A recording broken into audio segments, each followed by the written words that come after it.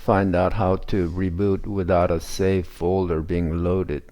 So right now I'm in CE-4.iso, FOSSA pub CE4.iso, despite the wallpaper here, and also I'm running BSPWM tiling manager and Puppy Linux. So to be able to boot on a next boot without a save folder, but with a clean slate of CE4 in my case, what I have to do is get into the a save folder where the save folder is located, and in my case it's within this partition called save folder within it. So right now I'm running this save folder, so it's being actively it's active now, so you shouldn't really erase any files or anything, but what you can do is just go ahead and rename it, and then we'll just rename it, and then we'll put a dash, for example, right in front of it. So FOSSA pup. So now this will not be recognized a save folder when I boot, so it will boot into the clean slate. Now after reboot, I went through the quick initial setup screen and rebooted again, and then I've also configured my sound card and a screen recorder. So this is the next step now. Is what we want to do is go ahead and clean up the background desktop. So I prefer not to have Conky and all this desktop icons. So what you can do at this point is so we'll just go ahead and make this, so you can just go ahead and control and click with a left mouse, 1 2 3 4, and then right click again, and then remove items is what you want. So we'll just go ahead and remove it. And next we want to have Conky not run on a next boot, so we'll go ahead and just click on any of the here, and then go to the home button, and then Control H. Well, you don't really have to go to Control H, just go to the startup folder here, and then this is the Conky. So we want to eliminate the Conky here, and that way it won't show up again. So we'll just go ahead and right click and then delete, and then we want to confirm. So next time it won't start, but right now it's running. So we'll just go ahead and get a terminal here and just go ahead and give it a command of Conky kill all and the ampersand, and then that eliminates it. So now next I want to go through with you how to auto load a hard drive on a boot. So right now I have several partitions. This is EFI initial partition, and this is where the Linux Mint is, and this is where the Debian is, and this is where the Puppy Linux initial files are, and this is where the save folder is. So save folder automatically gets loaded. So, and then this is my data file with all the pictures and so on. And so I want this to, essentially all the partitions to auto load. So we'll just go ahead and right click in one of these and go to the run pmount puppy drive mounter. So we'll just go ahead and click that, and we'll just go to the each section here, mount partition at boot. So we'll just go ahead and click, left click, and then here just let go, and this one let go, and this one let go, and this one is automatically mounted because that's where the save folder resides. And this is, we want to also when I let go, it just means just bring the mouse cursor here and just go ahead and release. That way you can just see if it's automatically has a tick on it. So then we just go ahead and exit. Now on a reboot, we will have all dismounted. So we'll just go ahead and F4, Alt F4, Alt F4. So then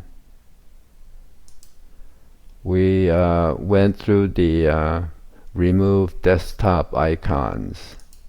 So next we will go to how to change the wallpaper. Now there is a application on menu that is JWM Desk.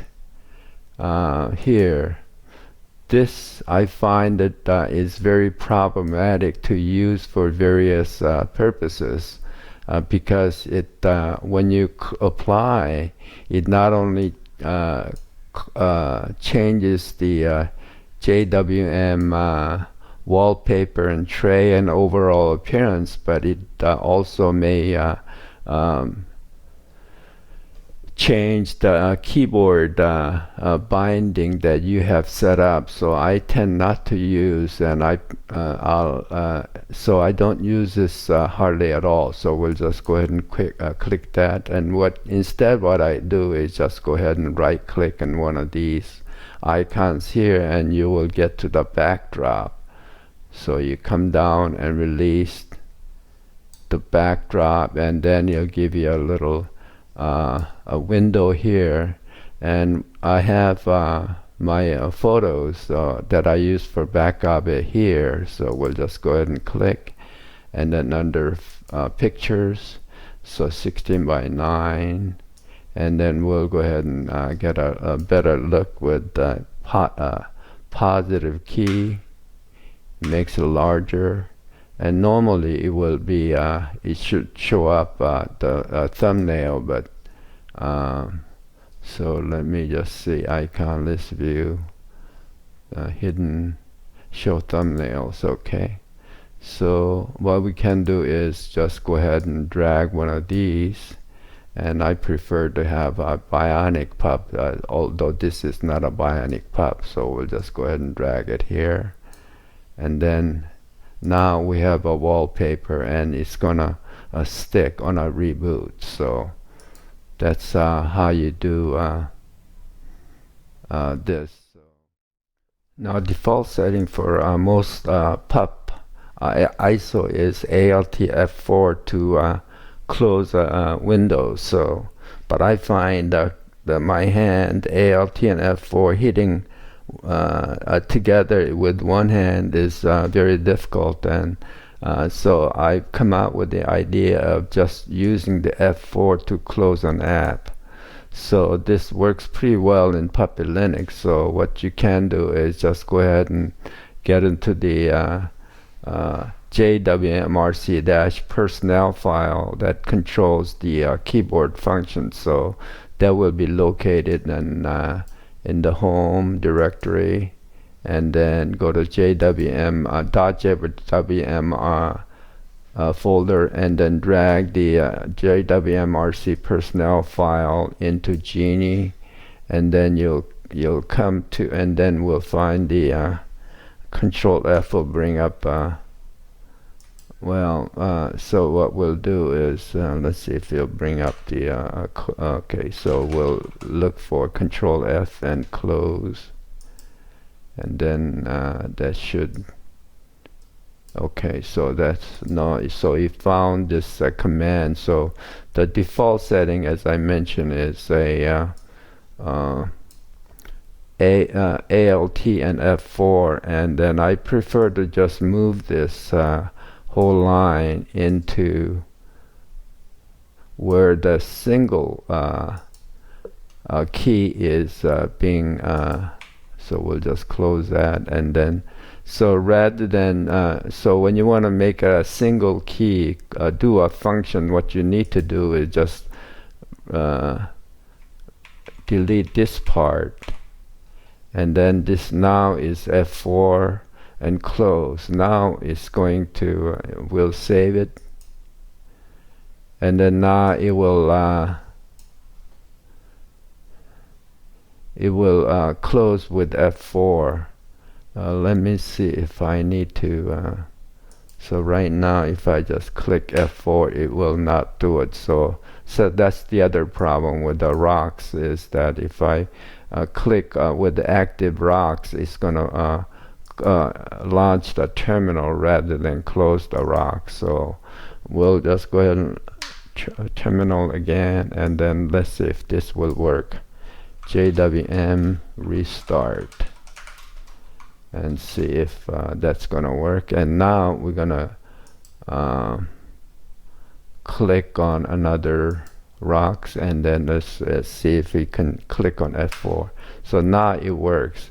Now the problem now is that we need to go ahead and disable F4 with rocks because it's launching the terminal. So now to disable F4 function in rocks, what you have to do is get in again the home folder .config file, the folder, and then rocks source net, click, and then rocks filer, click, and then minus 2. We need to edit that file in Genie, so we'll just drag it into Genie, and then we can see here that this is F4 that launches the terminal in rocks. So we need to go ahead and delete that and use what's called a grave key. It's just single upper quote right next to